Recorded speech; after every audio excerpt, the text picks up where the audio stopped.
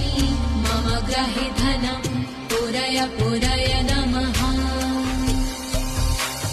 ॐ ह्रीं श्रीं क्लीं श्रीं कुबेराय अष्टलक्ष्मी मम ग्रहे धनं पुरय पुरय नमः।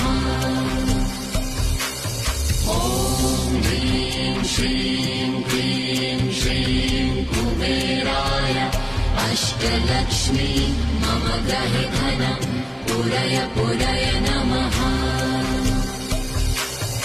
ॐ ह्रीं श्रीं क्लीं श्रीं कुबेराय अष्टलक्ष्मी मम ग्रहे धनं पुरय पुरय